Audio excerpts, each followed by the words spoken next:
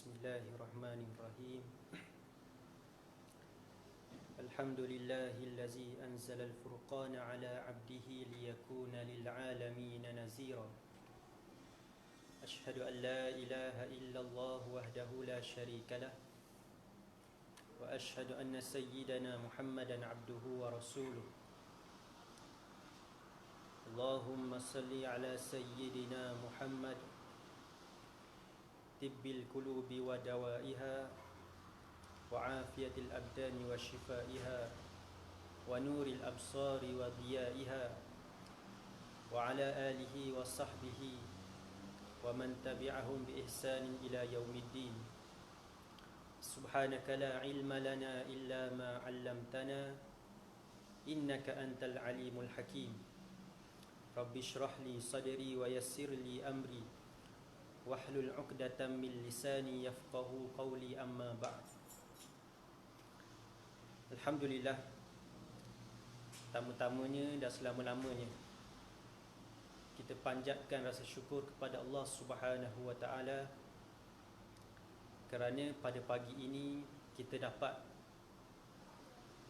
masih hidup dan diberikan nikmat-nikmat yang begitu banyak yang tidak mampu untuk kita bilang nikmat-nikmat ini, melainkan dengan kita membalas dengan cara kita mengerjakan ketaatan kita sebagai seorang hamba-Nya.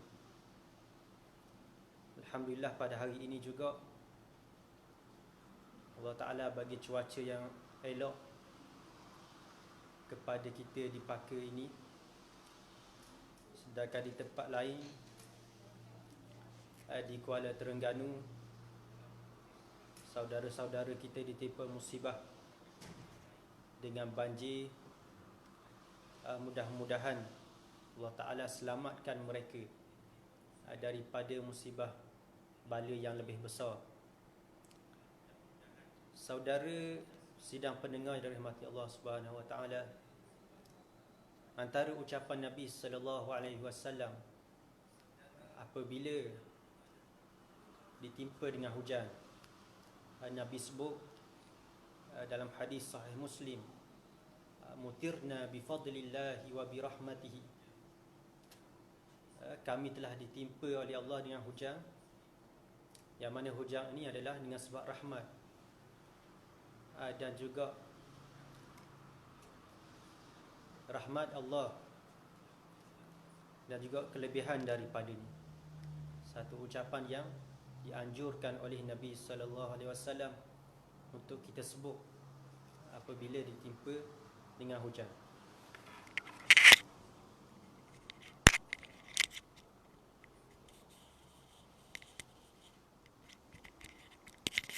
Saya buang kali ayam.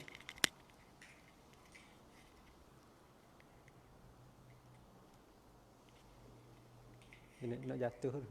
Boleh.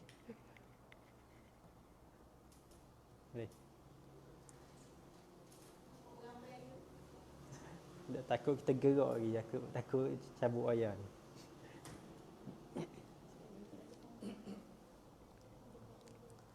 Jadi untuk hari ini insya-Allah kita akan memulakan sesi kuliah duha secara online ini, suatu risalah yang disusun oleh Al-Fadhil Dr. Ahmad Fauzi Hassan.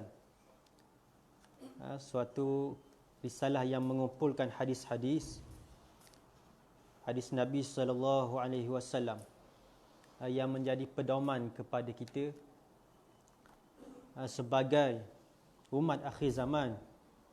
Banyak dugaan, cabaran yang perlu kita hadapi, yang mana memerlukan kepada kita untuk berpegang teguh dengan sunnah yang ditinggalkan oleh baginda Nabi sallallahu alaihi wasallam.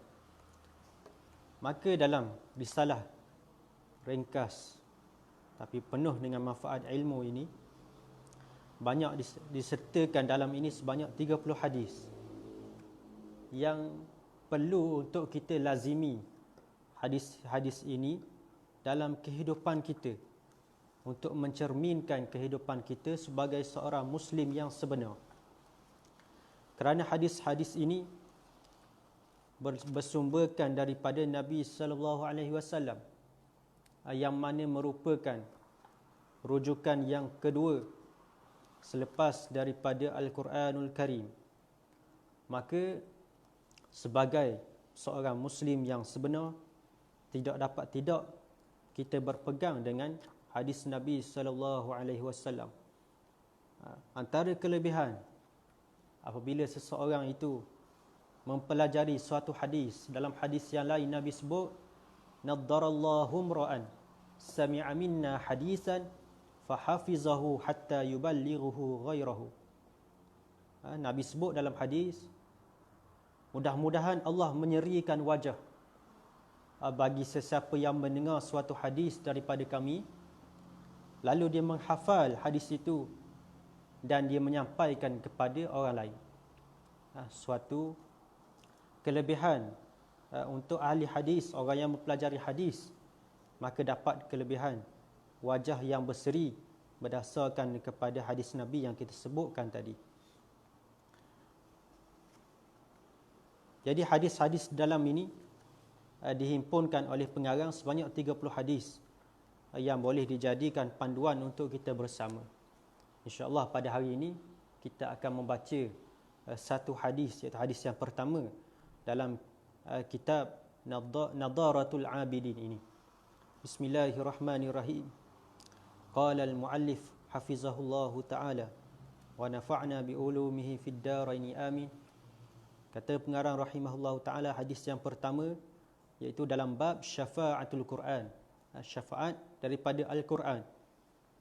Hadisnya an Abi Umamah Al-Bahili radhiyallahu anhu qala sami'tu Rasulullah sallallahu alaihi wasallam yaqul iqra'ul Quran fa innahu ya'ti yaumal qiyamati syafi'an li ashabihi. Daripada Abu Umamah Al-Bahili radhiyallahu anhu, dia berkata, aku mendengar Rasulullah sallallahu alaihi wasallam telah bersabda, bacalah kamu akan Al-Quran, kerana Al-Quran itu akan datang pada hari kiamat untuk memberikan syafaat kepada para pembacanya. Hadis ini diriwayatkan oleh Imam Muslim di dalam kitab Sahih Muslim. Sidang pendengar yang dirahmati Allah Subhanahu Wa Taala, suatu hadis Nabi yang ringkas yang disebutkan oleh Nabi berkenaan dengan kelebihan orang yang membaca Al-Quran.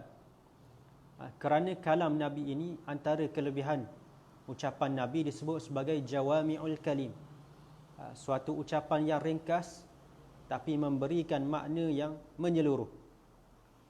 Banyak kupasan ataupun syarahan yang boleh dihuraikan oleh para ulama yang lain berdasarkan daripada hadis Nabi, ucapan Nabi yang ringkas, menunjukkan macam mana kelebihan ataupun kehebatan baginda Nabi sallallahu alaihi wasallam sebagai Rasulullah, utusan daripada Allah. Maka hadis ini suatu kelebihan kepada orang-orang yang membaca Al-Quran. Bahkan hadis ini tidaklah mengkhususkan kepada orang yang menghafal sahaja. Walaupun ada pandangan yang mengatakan hadis ini khusus untuk orang yang menghafal sahaja, tapi kalau dilihat daripada sudut yang lain, Nabi tidak menyempitkan kelebihan ini kepada orang yang menghafal. Bahkan sesiapa yang melazimi membaca Al-Quran, maka dia termasuk di dalam kelebihan yang disebutkan oleh Nabi SAW ini. Maka Al-Quran adalah suatu mukjizat yang datang daripada Allah Subhanahu Wa Taala. Sepakat para ulama menyatakan Al-Quran ini bukanlah makhluk, tapi adalah kalam Allah yang bersifat qadim. Maka orang yang membaca Al-Quran yang merupakan wahyu petunjuk daripada Allah Subhanahu Wa Taala, maka dia berada pada petunjuk yang betul. Kerana dalam Al-Quran Allah Taala sebut, inna hadzal Quran yahdi lillati hiya aqwam. Al-Quran ini adalah merupakan petunjuk kepada jalan yang lurus. Maka orang yang berpegang dengan Al-Quran, maka dia telah pun berada pada jalan yang betul. Adapun orang yang meninggalkan Al-Quran, yang meletakkan Al-Quran di belakang dia, maka orang ini telah pun tersasar jauh daripada petunjuk yang sebenar berdasarkan kepada agama yang betul. Fa innahu ya'ti yaumal qiyamah syafi'an li ashabi. Kerana Al-Quran ini akan datang pada hari kiamat sebagai pemberi syafaat kepada pembaca ini.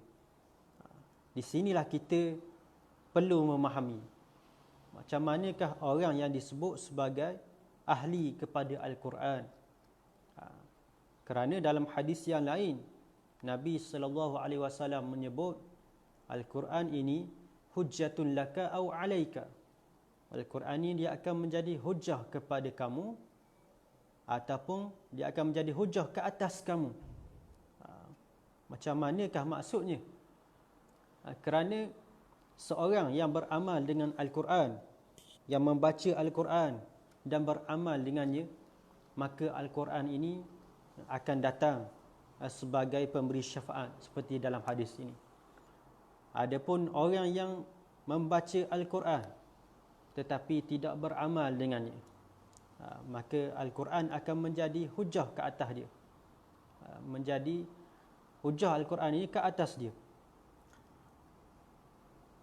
Disebutkan juga dalam hadis yang lain, di mana Nabi sebut Al-Quran ini akan memberi syafaat kepada pembaca dia. Nabi sebut yang akan datang mula-mula sekali ialah surah Al-Baqarah dan juga surah Ali Imran. Dua surah ini akan datang mempertahankan pembaca dia daripada menyelamatkan pembaca dia, memberikan syafaat kepada pembaca dia.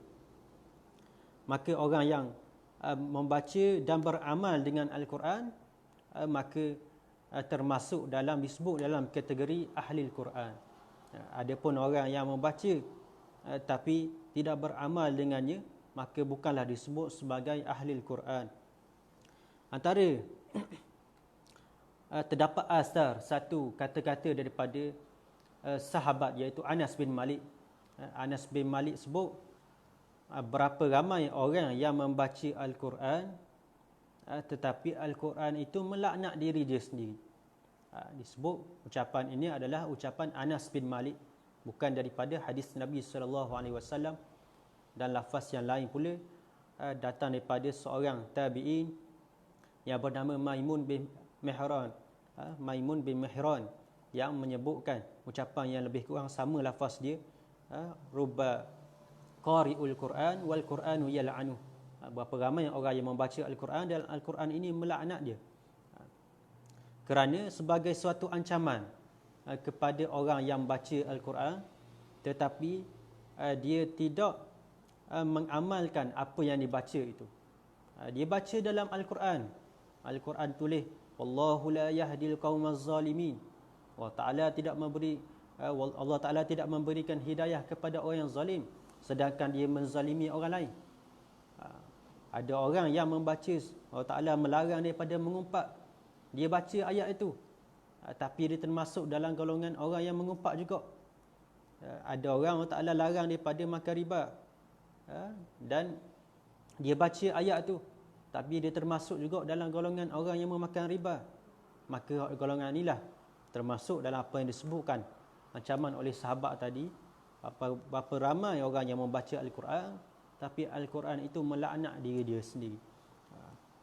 Sidang pendengar dirahmati Allah Subhanahu Wa Taala sekalian, antara pedoman ataupun pengajaran yang boleh kita ambilkan daripada hadis ini juga ialah macam mana Nabi menggalakkan umat dia untuk kita membaca Al-Quran, kerana Al-Quran ini akan menjadi pahala kepada pembacanya, dan juga sebagai syafaat, yakni pembela kepada tuannya, seperti iaitu pembacanya, seorang yang sibuk membacanya, serta orang yang memberi komitmen terhadap perintah dan larangan ketika hidup di alam dunia ini. Setiap yang Allah Ta'ala suruh, Allah Ta'ala larang dalam Al-Quran, kita buat, kita ikut, sebagai menjunjung perintah Allah Subhanahu Wa Taala. Bukan Al-Quran ini untuk kita baca sahaja, bukan sahaja untuk menyedapkan telinga saja, bukan jadikan Al-Quran ini untuk waktu kita tidur saja, tapi Al-Quran ini kita jadikan sebagai pegangan, panduan, petunjuk dalam kehidupan kita, supaya Al-Quran ini akan datang pada hari kiamat sebagai syafaat kepada kita pula. Dan juga antara lainnya, seorang yang beriman dengan janji Nabi SAW hendaklah bersungguh-sungguh mengisi masanya untuk memperbanyakkan membaca Al-Quran agar tergolong di dalam kalangan ahli Quran. Kita umat Nabi SAW, maka kita kena yakin. Kita kena yakin apa yang Nabi sebut ini. Walaupun kita tak nampak lagi pada dunia ini, macam mana Al-Quran ini boleh mari pada hari kiamat memberikan syafaat kepada orang yang baca dia. Kita tak boleh nak bayang. Tapi sebagai seorang yang beriman dan yakin dengan apa yang Nabi sebut, maka dia akan bersungguh-sungguh mengejar kelebihan yang disebutkan oleh Nabi ini dengan dia memperbanyakkan baca Al-Quran. Tak kira lah dia ni pandai baca ataupun tidak, tapi belajar. Tak pandai boleh belajar untuk baca. Kerana tidak ada orang yang dijadikan oleh Allah ni jadi pandai lalu. Tak ada. Perlu kepada belajar. Maka begitu juga dengan Al-Quran. Lebih-lebih lagi orang tu kena belajar. Kerana Al-Quran lah yang menjadi pegangan kita sepanjang hidup kita di atas dunia ini. Maka orang beriman dia akan bersungguh-sungguh. Sebab tu kita boleh tengok macam mana sejarah-sejarah hidup orang-orang salafus salih. Orang-orang hebat di zaman dulu, mereka ni bersungguh-sungguh membaca Al-Quran. Disebutkan macam mana Sayyidina Uthman bin Affan radhiyallahu anhu, dia mengkhatamkan Al-Quran setiap malam. Uthman bin Affan mengkhatamkan Al-Quran setiap malam. Yang mana dikhatam ni pada luar daripada sembahyang. Imam Syafi'i membuat perkara yang sama. Ada di antara salafus soleh ni, mereka mengkhatamkan Al-Quran setiap 2 malam. 2 malam khatam Al-Quran sekali. Ada yang mengkhatamkan Al-Quran dalam 3 hari. Ada yang mengkhatamkan dalam masa seminggu. Kerana mereka tahu Al-Quran ini ada kelebihan dia yang merupakan mukjizat dia. Bukan sekadar baca sahaja, tapi nak tengok macam mana nak jadikan Al-Quran ini sebagai pemberi syafaat kepada kita pada hari kiamat. Dan seterusnya, ahli Al-Quran sudah pasti tidak cukup hanya sekadar membaca sahaja. Semestinya pembacaan sebenar memerlukan sebutan yang betul dan bertajwid. Sebab tu Al-Quran ini yang kita sebutkan tadi memerlukan kepada kita sentiasa mempelajarinya. Kerana ilmu pada Al-Quran ini tidak akan habis. Tidak akan habis kalau kita baca.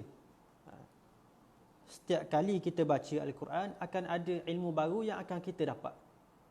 Ilmu baru yang akan kita dapat inilah yang memberikan kita semangat untuk kita terus baca pada setiap hari.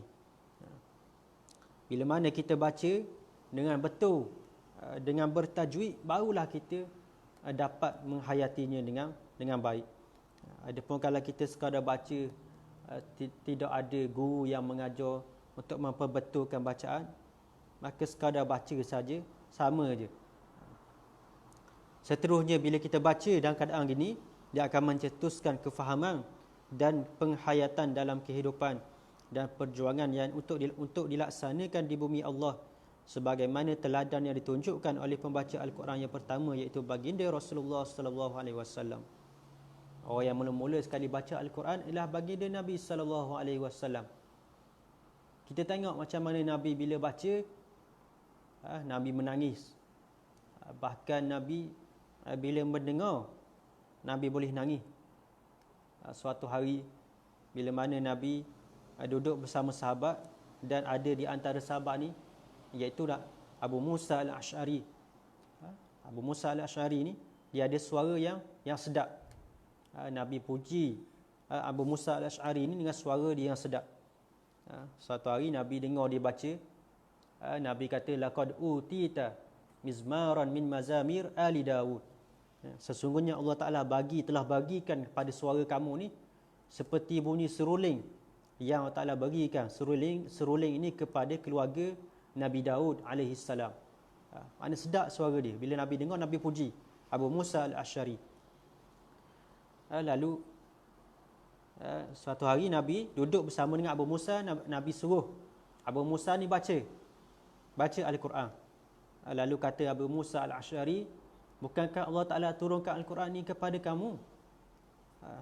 Lalu Nabi kata, aku nak dengar kamu baca kerana suara kamu ni sedap. Lalu Abu Musa al-Asy'ari membacakan daripada surah An-Nisa, sehinggalah bila sedap sangat baca ni sampailah kepada ayat fa kaifa iza ji'na min kulli ummatin bisyahidin wa ji'na bika ala haula'i syahida. Bila sampai kepada ayat ni, Nabi menangis. Nabi nangis kerana Nabi menghayati ayat ni yang mana Allah Ta'ala cerita pada hari kiamat. Macam manakah yang masuk ayat tadi? Fa kaifa iza ji'na, macam manakah bila mana kami bangkitkan kamu semula pada hari kiamat. Daripada setiap orang ni akan ada pada sisi mereka ni saksi-saksi, dan kami bangkitkan pada setiap umat ni ada saksi-saksi dia, yakni para rasul. Dan pada umat kamu ni, yakni Nabi SAW akan menjadi saksi kepada kepada risalah Islam yang telah disebarkan kepada umat baginda Nabi SAW. Maka Nabi sedih kerana Nabi menghayati dan Nabi memahami ayat ni, dan Nabi faham ada di antara umat ni yang tidak masuk pada agama Islam. Maka Nabi tak sempat nak berdakwah sampaikan Islam kepada dia, tapi diteruskan oleh pelapis perjuangan baginda pada hari ini, iaitu para ulama yang ikhlas berjuang, yang benar-benar nak menegakkan Islam di atas muka bumi ini. Maka merekalah yang menjadi pewaris kepada perjuangan para nabi, yang mana perjuangan mereka ini memang tidak lari daripada panduan Al-Quran dan As-Sunnah, panduan yang betul. Kerana rujukan kita tidak memang Al-Quran dan As-Sunnah sahaja. Sebab itulah kita membaca Al-Quran menjadi suatu ibadah kepada kita. Kita baca hadis Nabi, tidak sah sembahyang kita kalau kita baca hadis dalam sembahyang. Tapi Al-Quran merupakan satu tuntutan ibadah bila mana kita baca dalam sembahyang, dalam solat kita. Nak menunjukkan di situ ada kelebihan pada Al-Quran. Bahkan Nabi menggalakkan lagi kepada orang yang membaca Al-Quran, walaupun orang tu tak pandai, bukan daripada golongan orang yang pahir, orang yang pandai baca Al-Quran. Maka Nabi bagi galakan dalam hadis yang lain. Nabi sebut al-mahiru bil Quran ma'as safaratil kiramil bararah. Orang yang mahir, orang yang pandai baca Al-Quran ini, dia akan duduk bersama dengan para malaikat yang mulia. Adapun orang yang tidak pandai, Nabi sebut wallazi yatatata'u wallazi yaqra'ul Quran wa yatatata'u fihi. Orang yang baca Al-Quran dalam keadaan tergagap-gagap, tidak lancar lidah dia. Wa huwa alaihi syakun, dan dia rasa payah nak baca Al-Quran ini. Maka Nabi sebut falahu ajran, maka dia dapat 2 pahala. Orang yang baca Al-Quran dapat ada pahala dia. Adapun orang yang membaca Al-Quran dalam keadaan susah payah untuk dia belajar, maka Nabi sebut falahu ajran, maka dia dapat 2 pahala, iaitu pahala yang pertama, pahala dia membaca Al-Quran, dan pahala yang keduanya, pahala dia bersusah payah, bersungguh-sungguh untuk mendalami, untuk memahirkan diri dia dalam baca Al-Quran. Ini galakan daripada Nabi SAW kepada kita, supaya kita ni rajin baca Al-Quran. Tak pandai baca bukan alasan untuk kita meninggalkan bacaan. Sebab tu kehidupan kita ni Nabi telah ajar. Nabi telah ajar daripada bangun tidur sampailah ke tidur balik, bermacam-macam ayat yang Nabi anjurkan supaya kita beramal, kita baca. Kerana Nabi nak jadikan kehidupan kita ni kehidupan seorang ahli Al-Quran. sebelum tidur. Ramai dekat di antara kita ni yang membaca surah Al-Mulk. Surah Al-Mulk. Tabarakallazi. Baca sebagai anjuran yang dibuat oleh Nabi. Selepas subuh. Selepas subuh Nabi anjurkan juga supaya baca surah Yasin setiap hari. Sebelum tidur tadi, antaranya juga selain daripada Al-Mulk, surah Al-Waqi'ah diajarkan oleh Nabi. Surah As-Sajdah. 3 kul. Banyak surah-surah yang Nabi baca sebelum tidur. Begitu juga sepanjang harian kita ni, mana ada je waktu-waktu yang tertentu, maka kita jadikan waktu kita tu untuk kita membaca Al-Quran. Jangan kita tunggu waktu kita kosong. Ada orang kita ni bila waktu lapang barulah nak baca Al-Quran. Hal ni tidak menunjukkan kesungguhan kita. Tidak menunjukkan kesungguhan untuk kita baca Al-Quran. Tapi hendaklah kita tetapkan waktu kita, waktu yang khas dah untuk kita baca Al-Quran. Ada orang yang menjadikan setiap kali selepas sembahyang, sebelum sembahyang, baca 2 muka, 3 muka. Nak biar tamak juga khatam Al-Quran. Tidak jadi masalah. Setiap orang ada cara dia tersendiri. Yang penting jangan kita meninggalkan Al-Quran. Kalau kita tidak boleh nak membaca sekalipun, biarlah Al-Quran itu kedengaran di dalam rumah-rumah kita. Biarlah Al-Quran itu dipasang dalam kereta kita bila mana kita naik pada kenderaan. Janganlah jadikan hati kita ni terlalu keras dengan nyanyian-nyanyian. Banyak sangat dengar benda yang melalaikan kita, melarakan kita. Biarlah Al-Quran ini yang melembutkan hati-hati kita yang telah kerah ini. Bila mana kita dengar dengan kita, walaupun kita tak faham, tapi dengan harapan Allah Ta'ala bagi kita petunjuk daripada ayat itu, insya-Allah Allah Ta'ala akan permudahkan urusan kita untuk kita baca Al-Quran. Suatu kisah yang menarik yang boleh kita ambil sebelum saya menamatkan kuliah ini, iaitu kisah seorang ulama besar yang disebut sebagai Qadi Iyad. Qadi Iyad ini asal dia ni adalah seorang ulama besar. Cuma kisah dia sebelum dia menjadi ulama ni, dia adalah seorang ahli maksiat. Orang yang banyak mengerjakan dosa. Macam mana dia yang asalnya seorang ahli maksiat, Allah Ta'ala boleh ubah dia menjadi seorang ulama besar. Ini berlaku dengan sebab keajaiban yang ada pada Al-Quran. Yang mana kisah dia ketika mana Qadi Iyad ini suatu malam dia lalu pada lorong-lorong rumah orang dengan niat dia ni nak mengerjakan dosa besar, dengan mengerjakan maksiat, nak mencari orang perempuan untuk melakukan zina. Lalu dia lalu di celah-celah lorong rumah. Dan bila mana lalu ni dia terdengar pada suatu rumah ini ada suatu suara. Lalu dia dekatkan diri dia pada dinding rumah ni dan dia dengar seorang perempuan sedang membacakan Al-Quran. Dia dengar seorang sedang membacakan Al-Quran. Lalu Allah Ta'ala nak takdirkan, nak bagi hidayah kepada dia, maka ayat yang dibacakan itu seolah-olah telah pun menembusi hati Qadi Iyad pada ketika itu, sehingga menyebabkan dia insaf. Iaitu ayat yang dibacakan pada ketika itu. Allah Ta'ala sebut dalam surah Al-Hadid, alam ya'ni lillazina amanu an takhsha'a qulubuhum li zikrillah wa ma nazala minal haqq ila akhiril ayat. Iaitu yang bermaksud, tidakkah sampai lagi kepada orang-orang yang beriman waktunya untuk mereka mengkhusyukkan hati mereka untuk mengingati Allah dan apa-apa yang diturunkan melalui kebenaran.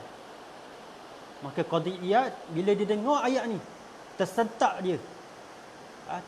dia, sehingga kan dia rasa Allah Ta'ala telah menegur dia daripada ayat ini. maka bermula pada malam itu dia telah berinsaf, dia bertaubat kepada Allah Subhanahu wa taala, kembali kepada jalan yang lurus, sehingga Allah Taala angkat martabat dia dengan sebab keikhlasan dia dalam bertaubat. Maka Allah Taala angkat dia menjadi seorang yang alim, seorang yang hebat dalam agama Islam. Asalnya daripada satu ayat saja yang dia dengar, maka Allah Taala berjaya memberikan hidayah kepada dia, mengubah hati seorang yang keras, hati seorang yang keras kepada seorang yang hati yang lembut, yang kuat beribadah kepada Allah Subhanahu wa taala. Jadi muslimin muslimat dirahmati Allah Subhanahu wa taala, akhirnya apa yang saya ingin tekankan kepada kita, kita boleh tengok macam mana Al-Quran ini adalah suatu petunjuk yang benar, suatu petunjuk kepada jalan yang lurus, yang menjadi tibyanan, yang menjadi penyuluh ataupun penerang kepada hati-hati kita yang kerah ini. Dengan cara kita banyakkan membaca, insya-Allah Allah Taala bantu kita, Allah Taala bagi petunjuk kita, dan akhirnya mudah-mudahan Allah Taala jadikan Al-Quran ini menjadi syafaat kepada kita di hari kiamat nanti, insya-Allah. Jadi mudah-mudahan pada hari ini kita jadikan Al-Quran sebagai pedoman kita yang sebenar, tinggalkan falsafah-falsafah ataupun pandangan yang bertentangan dengan Al-Quran. Kita berbalik kepada sumber rujukan kita yang sebenar. Mudah-mudahan Allah Ta'ala bagi taufik, hidayah kepada kita untuk kita menjadi seorang ahli kepada Al-Quran, insya-Allah. Allahumma ja'al Qur'an al-azima rabi'a qulubina wa nura sudurina wa jala' ahzanina wa zahaba humumina wa ghumumina birahmatika ya arhamar rahimin. Wallahu a'lam wa huwa muwafiqun bis-shawab wa huwa hadi ila sabilir rasyad. Aku qauli hadza wa astaghfirullahal azim li wa lakum. Assalamualaikum warahmatullahi wabarakatuh.